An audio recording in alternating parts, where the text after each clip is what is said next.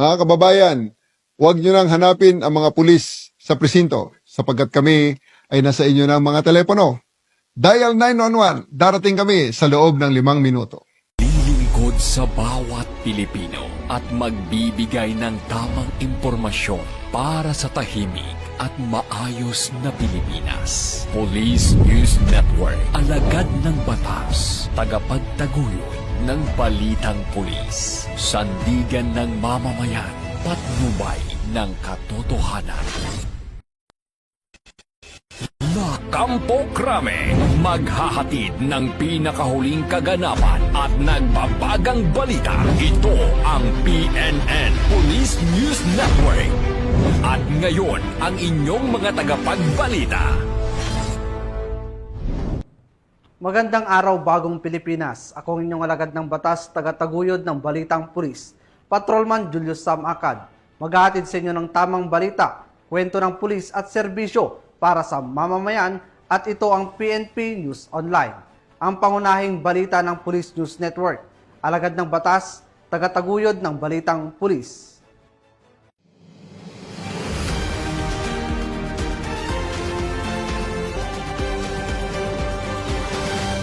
Ngayon ay araw ng linggo at narito ang mga balitang nakalap ng ating mga PNN correspondents sa loob ng linggong ito.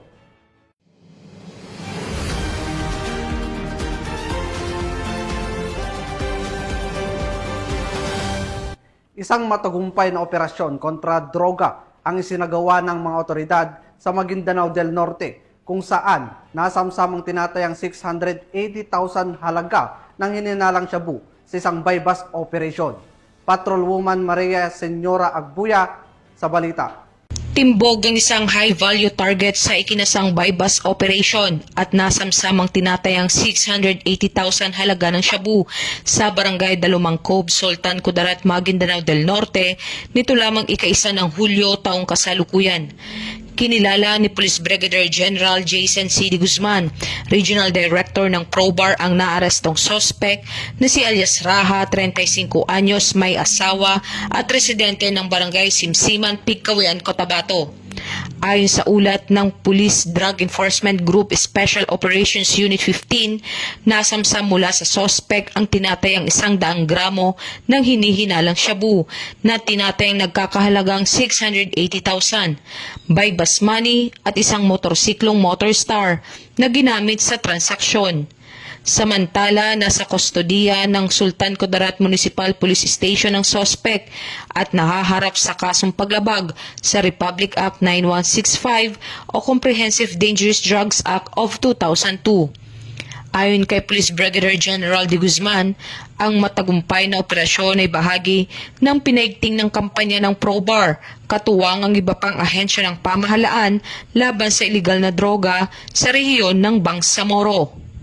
Mula rito sa rehiyon ng Bangsamoro, ako ang inyong Police News Network correspondent, Patrolwoman Maria Senyora Agbuya, alagad ng batas, tagataguyod ng Balitang Pulis. Maraming salamat, Patrolwoman Agbuya.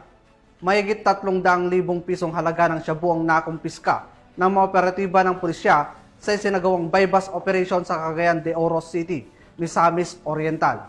Ang kabuuan ng balita mula kay Patrolwoman Danessa Berdos. Ano yung gamit sa kapalit? Nakumpiska ng Cagayan de Oro City PNP ang 340,000 pesos halaga ng hinihinalang shabu sa kanasang buy-bust operation sa San Lazaro, Barangay Lapasan, Cagayan de Oro City, Misamis Oriental. Ang naturang operasyon ay pinangunahan ng PNP Drug Enforcement Group Special Operation 10. Kinilala ang suspect na si alias Jel, 26 na taong gulang, lalaki at residente ng Tagoloan, Misamis Oriental. May timbang. Isa lang. Yun ang timbang. Nakumpiska mula sa suspect ang 50 na gramo na hinihinalang shabu na may standard drug price na 340,000 pesos, isang 1,000 peso bill na ginamit bilang buy-bust money at iba pang mga non-drug items. Ang suspect ay naharap sa kasong paglabag sa RA 9165 o Comprehensive Dangerous Drugs Act of 2002. Mula dito sa Camp Capistrano, Gusa, Cagayan de Oro City, ako ang inyong Police News Network correspondent, Patrolwoman Danasa Berdos, alagad ng batas, tagataguyod ng Balitang Pulis. Maraming salamat, Patrolwoman Berdos. Hindi na nakapalagpa ang isang high-value individual matapos madakip sa sinagawang bypass operation ng mga otoridad sa Davao City. Alamin ang detalye ng report mula kay Patrolwoman Aldin Cañazares. Isang high-value individual sa illegal drug trade ang naaresto ng mga otoridad sa isinagawang bypass operation ng Bahada Police Station dakong 1:57 ng madaling araw noong Hulyo 2, taong kasalukuyan sa Bango Street, Barangay Wilfredo Aquino, Agdao, Davao City. Ayon kay Police Major Mark Anthony C. Igos, Acting Station Commander ng Bahada Police Station, kinilala ang suspect bilang si alias Tantan, 38 taong gulang, binata, at isang residente ng Barangay Bangkas Heights, Davao City na tubong batasan makilala North Cotabato. Nasamsam sa operasyon ang humigit kumulang 6 gramo ng hininalang shabu na nagkakahalaga ng tinatayang 40,800 pesos. Sa kasalukuyan, nasa kustudiya na ng Bahada Police Station ang suspect at ang mga nakuhang ebidensya para sa medical examination at pagsasampa ng kasong paglabag sa Section 5 at Section 11 ng Article 2 ng Republic Act 9165 o Comprehensive Dangerous Drugs Act of 2002. Ang pagkakadakip kay alias Tantan ay patunay na patuloy na dedikasyon ng kapulisan sa kampanya laban sa ilegal na droga sa lungsod ng Davao. Sa tulong ng mangsusing intelligence work, koordinasyon sa PDEA, at determinasyon ng mga operatiba ng Bahada Police Station, muling napatunayan na walang puwang sa lipunan ang mga nagpapakalat ng ipinagbabawal na gamot. Mula dito sa Police Regional Office 11, ako ang inyong PNN correspondent, Patrolwoman Aldin Cañazares, alagad ng batas, tagataguyod ng Balitang Pulis. Maraming salamat, Patrolwoman Cañazares. Isinagawa ang isang makabulang ceremonial presentation ng mga bagong kagamitan ng Police Regional Office 7 bilang bahagi ng patuloy na pagpapalakas ng kapasidad at kahandaan ng kapulisan sa reyon. Nakatutok dyan si Patrolwoman Annalyn Canoog. Matagumpay na isinagawa ng Police Regional Office 7 sa pamumuno ni Police Brigadier General Rodrigo A. Maranan, Regional Director, ang isang ceremonial presentation ng mga bagong kagamitan na binili, i-donate o pinahiram para sa pagpapalakas ng kakayahan ng kapulisan sa Central Visayas nitong ika-1 ng Hulyo sa taong kasalukuyan sa Camp Serios Menya Senior, Cebu City. Ang aktibidad ay simbolo na pinagsanib na suporta mula kay Chief PNP Police General Nicolas Torre III, mga local government units at mga pribadong sektor na layunin paigtingin ng operational readiness, internal security operations at ICT modernization ng Pro-7. Sa ilalim ng PNP Capability Enhancement Program at Regional Procurement, ipinagkaloob sa Pro-7 ang 222 na desktop na computers, 8 office tablets, 225 waistcoat vest, 7 Akela 150cc motorcycles, at 82 1 prime handheld radios. Bukod pa rito, ipinakita rin ang kagamitan mula sa donasyon o pagpapahiram ng LGUs at pribadong sektor, kabilang isang Mitsubishi Triton pickup, isang Toyota Hilux, isang 4x4 Toyota Hilux, isang Suzuki LTV, 4 na Benelli motorcycles, 6 na Honda CF 150cc motorcycles, 2 Honda ADV motorcycles, 30 bicycles, at 28 handheld radios. Malaki ang maitutulong ng mga ito sa pagpapalawak ng mobility at communication reach ng Pro-7, lalo na sa mga geographical isolated at disadvantaged areas at mga high priority operational zones. Patuloy ang Police Regional Office 7 sa pagsasagawa ng mga hakbang upang mapaunlad ang kapasidad nito sa larangan ng seguridad, serbisyo at pakikipagtulungan sa komunidad. Mula dito sa Central Visayas, ako ang inyong Police News Network correspondent, Patrolwoman Annalyn N. Canoog, alagad ng batas, tagataguyod ng Balitang Pulis. Maraming salamat, Patrolwoman Canoog, sa pagpapatuloy ng pinaigting na kampanya kontra ilegal na droga ng pambansang pulisya. 3 suspect ang nasa kote sa sinagawang bypass operation sa Malate, Maynila. Yan ang tinutukan ni Police Corporal Abigail Rojas. Naaresto ng mga tauhan ng Station Drug Enforcement Unit ng Manila Police District ang tatlong hinihinalang sangkot sa illegal na droga sa isinagawang anti-illegal drug buy-bust operation dakong alas 2 pasado ng madaling araw sa kabahan ng Quirino Avenue, Barangay 720, Malate, Manila. Kinilala ang mga nahuling suspect na sina alias Getget, 29 na anyos, alias Popoy, 45 anyos at alias Mojako, 27 anyos na pawang mga taga Maynila. Nasamsam mula sa mga suspect ang 4 na pakete ng hinihinalang shabu na may tinatayang timbang na 12 gramo at may malaking halaga. Kasama din sa nasabat ang mga perang ginamit na buy-bust money. Kasalukuyan namang nasa kustodya na ng istasyon ang mga suspect habang inihahanda ang kasong isasampa laban sa kanila para sa paglabag sa Sections 5 at 11, Article 2 ng Republic Act 9165 o Comprehensive Dangerous Drugs Act of 2002. Ang nasabing operasyon ay bahagi ng patuloy na kampanya ng Manila Police District laban sa iligal na droga sa lungsod. Mula dito sa Manila City, ako po ang inyong PNN correspondent, Patrolwoman Abigail Rojas, alagad ng batas, tagataguyod ng Balitang Pulis. Maraming salamat, Corporal Rojas. Arestado ang 74 na individual na sangkot umano sa pagmamahala at pagpapatakbo ng illegal na online raffle sa bayan ng San Vicente, Tarlac, matapos ang sinagawang operasyon na pinangunahan ng PNP Anti-Cybercrime Group. Magbabalita dyan si Patrolwoman Mary Grace Artizuela. Sinalakay ng PNP Anti-Cybercrime Group katuwang iba't ibang unit ng pulisya at mga ahensya ng gobyerno ang isang illegal na raffle operation sa San Vicente, Tarlac. Huli sa akto ang 74 na individual, kabilang ang financier at operator, distributor, administrative staff at ahente na namamahala sa nasabing pasugalan na walang kaukulang permit at dokumento. Batay sa isinagawang cyber patrolling ng mga otoridad, natukoy na ang raffle draw ay isinasagawa sa pamamagitan ng live streaming upang magmukhang lehitimo sa mata ng publiko. Ibinebenta ang bawat raffle ticket sa halagang 20 piso at ang grand prize naman ay aabot umano sa 4.5 milyong piso upang akitin ng publiko na sumali sa nasabing raffle. Ngunit nadiskubre na ang idinideklarang winners ay kasabwat rin ng grupo.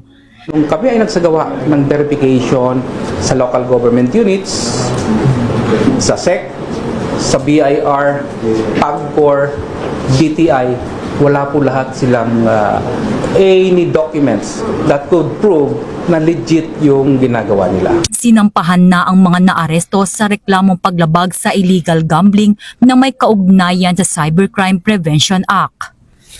Ang matagumpay na operasyon ay bahagi ng direktiba ni PNP Chief Police General Nicolas D. Torre III na paigtingin ang cyber patrolling at tiyakin ang mabilis na aksyon laban sa mga cyber criminals na patuloy na ginagamit ang social media para sa mga panlilinlang at iligal na aktibidad. Mula dito sa Campo Crame, ako ang inyong PNN correspondent, Patrolwoman Mary Grace Artizuela, nagbabalita para sa Police News Network, alagad ng batas, tagataguyod ng Balitang Pulis. Maraming salamat, Patrolwoman Artizuela. 7 suspect ang umanay sangkot sa karnaping at online na pagbebenta ng mga ninakaw na sasakyan at pyesa na tuluyang nasukol ng mga tauhan ng PNP Highway Patrol Group sa sinagawang operasyon sa lalawigan ng Bulacan. Alamin ang detalye mula kay Patrolwoman Janine Kyle Sorongon. Timbog ang 7 suspect na sangkot sa kasong Republic Act No. 10883 or the New Anti-Carnapping Act of 2016 sa ikinasang operasyon ng mga tauhan ng Bulacan Highway Patrol Team sa pangunguna ni Police Major Renz Principe at sa pamumuno ng kanilang Regional Chief na si Police Lieutenant Colonel Joey Caise kasama ang kapulisan ng San Jose del Monte City Police Station sa Block 12 Barangay Gumaok West, San Jose del Monte City, Bulacan nito lamang nakaraang araw. Itong si alias Carlos ay nagrenta ng sasakyan na isang Toyota Fortuner kay Mr. Leesa na kung saan nagkaroon sila ng usapan na rentahan ito ng 4,500 pesos. Pagkatapos ng ilang araw at tinatawagan na ni Mr. Leesa si alias Carlos, ngunit sa kabilang banda ay hindi na ito makontak. Sinuri umano ng may-ari ang GPS na nakakabit sa sasakyan kaso hindi niya na ito malocate. Noong June 28, 2025, dumulog itong si Mr. Leesa sa tanggapan ng HPG Bulacan para i-report na ang kanyang sasakyan na nirentahan ay binibenta na sa marketplace selling parts of Toyota at Fortuner, kaya't nagsagawa agad ng aksyon ng HPG na kung saan isang HPG personnel ang nagpanggap na poser buyer at nakipag-transact umano kung saan ipipick up ang mga parte ng sasakyan. Pagdating nga sa lokasyon ng kanilang pinag-usapan ay kumpirmadong ang mga parts ng sasakyan ay tugma sa sasakyan na pagmamay-ari ni Mr. Leesa. Ayon sa papeles na dala-dala ni Mr. Leesa at dito na nagsagawa ng pag-aresto sa 7 sospek. Nakarecover din ng HPG ng 3 pang sasakyan, isang Toyota Camry 199, isang Hyundai Eon at isang Chevrolet Aveo. Binasahan ng mga suspect ng kanilang karapatan sa salitang kanilang nauunawaan at nasuksodiyan na ng Highway Patrol Team Bulacan Detention Facility habang hinihintay ang pagharap namang ito sa korte. Ang mga nasabing sasakyan naman ay dinala din sa himpilan ng HPG Bulacan para sa verifikasyon. Ito naman ang pahayag ni Police Major Renz Principe patungkol sa nasabing operasyon. Una po sa lahat, nagugat po itong operasyon namin dahil na din sa reklamo ng ating complainant na natangayan ng kanyang dalawang pinaparentang sasakyang Montero at Toyota Fortuner. At nang hindi niya na makontak yung mga rumenta dito matapos ng kanilang kontrata at nang hindi na rin malocate sa GPS ang mga nasabing mga sasakyan, lumakas ang kutob niya na ito ay nakaharnap na. So natuntun namin itong mga nasabing sasakyan. Dahil na din sa kanyang pagkadismaya, nagbakasakali na lang siyang tumingin sa marketplace, sa mga group chat ng benta ng mga sasakyan. At eksakto naman, may katugma na binibenta na kalintulad ng modelo at kulay ng kanyang nawawalang Toyota Fortuner. Kaya minabuti niyang dumulog sa aming opisina at agad naman namin itong inaksyonan at nagkasa ng operasyon laban sa mga sospek. Sa gitna ng aming operasyon, aming aktong naabutan ang mga sospek na nagkakalas ng mga pyesa mula sa isang SUV na kulay puti at mula na din doon sa mga aming na-recover na plaka at chassis. Amin na kumpirma na tugma ito sa ORCR ng nawawalang Toyota Fortuner ng ating complainant. Gayun pa man, ang kanyang Mitsubishi Montero ay chassis na lamang at pira-piraso ang aming na-recover sa karating na junk shop malapit din sa pinangyarihan ng krimen. Ang iba pang masakyan na aming na-recover mula sa nasabing lugar ay aming sasailalim pa sa macro-etching at aming pang beberipikahin kung ang mga ito ba ay involved din sa kanilang modus. Kami, ang Guardian of the Highways, ang kakampenyo sa kalsada na patuloy na magbibigay ng serbisyong HPG. Dahil dito sa ating bagong Pilipinas, ang gusto ng pulis, ligtas ka. Mula sa tanggapan ng kampenyo sa kalsada at sa pamumuno ng aming buting direktor, Police Brigadier General Eleazar P. Mata. Ako ang inyong PNN correspondent, Patrolwoman Janine Kale Sorongon para sa Police News Network. Alagad ng batas, tagataguyod na balitang pulis. Maraming salamat Patrolwoman Sorongon. Buong suporta ang pinahayag ng pamahalaang lungsod ng Mandaluyong sa inilunsad na Dial 911 Emergency Hotline at 5-minute response time program ng Philippine National Police. Mga inisyatibong naglalayong palakasin at agarang tugon sa oras ng sakuna, krimen o emergency. Matagumpay na isinagawa ng Mandaluyong City Police Station ang isang informative drive ukol sa tamang paggamit ng Hotline 911 para sa mga emergency calls bilang suporta sa 5 minutes response time program ng Philippine National Police. Isinagawa ang nasabing aktibidad sa International Bible Church, Barangay Plainview, Mandaluyong City, na lubos na sinuportahan ng pamahalaang lungsod ng Mandaluyong City.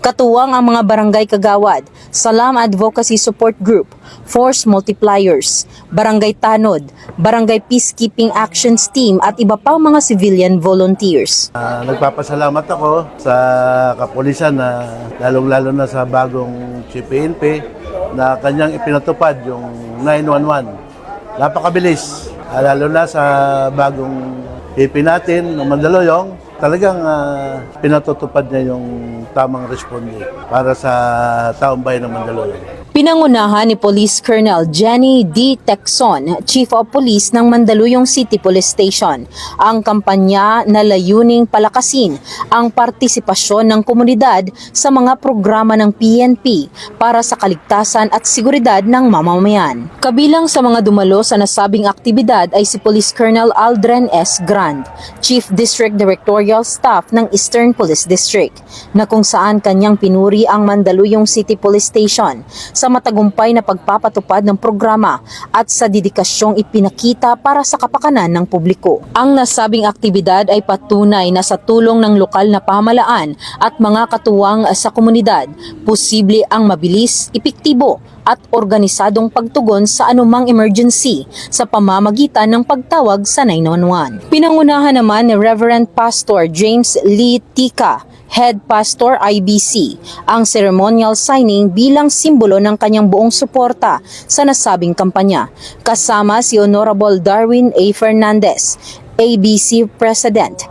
Tinapos ang programa sa pamamagitan ng isang pledge of commitment na sumasagisag sa matibay na ugnayan ng pulisya at komunidad tungo sa isang ligtas, mapayapa at maunlad na bagong Pilipinas. Hangad ng Eastern Police District ang kaligtasan ng bawat mamamayan. Ako po ang inyong Police News Network Correspondent, Patrolwoman Jenny Midolor, alagad ng batas, tagataguyod ng Balitang Pulis.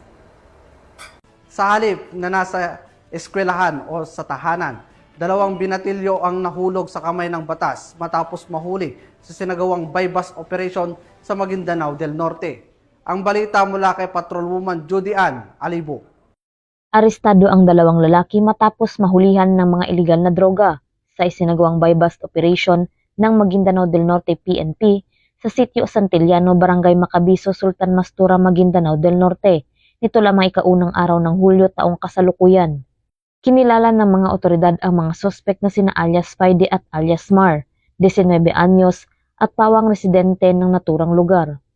Naging matagumpay ang naturang operasyon dahil sa pinagsanib puwersa ng mga tauhan ng Sultan Mastura Municipal Police Station, Provincial Intelligence Drug Enforcement Unit at Philippine Drug Enforcement Agency BARM, nakuha mula sa mga sospek ang 2.5 gramo ng hinihinalang shabu na nagkakalagang 17,000 pesos. Ang 2 sospek ay nasa kustodiya ng Sultan Mastura MPS para sa tamang disposisyon, habang ang mga nakumpiskang droga ay ipapadala sa Regional Forensic Unit para sa pagsusuri.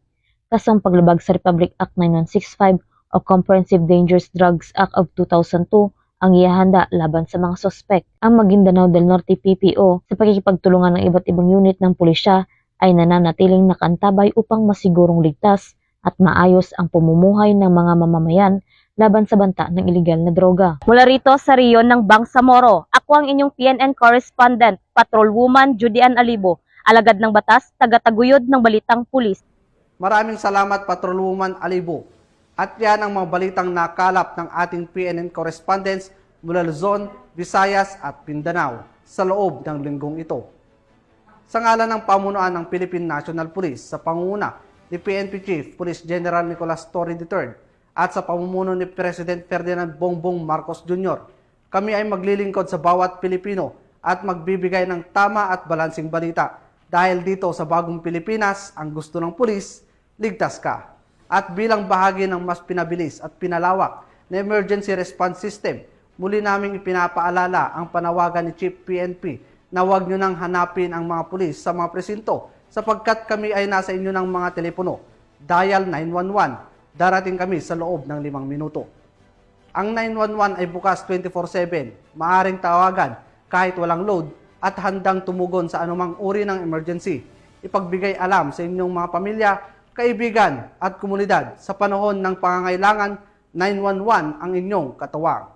Mula rito sa tanggapan ng tagapag-ugnay ng Pambansang Pulisya, ako ang inyong alagad ng batas,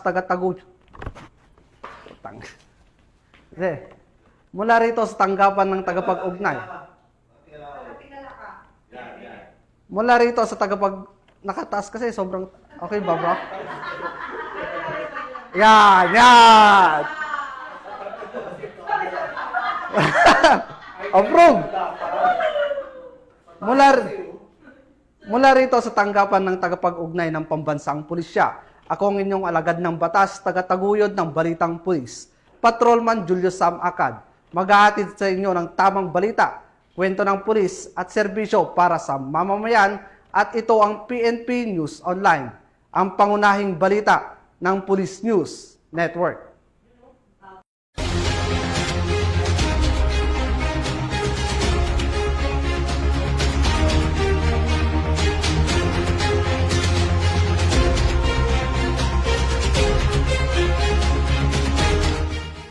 Police News Network, alagad ng batas, tagapagtaguyod ng balitang pulis.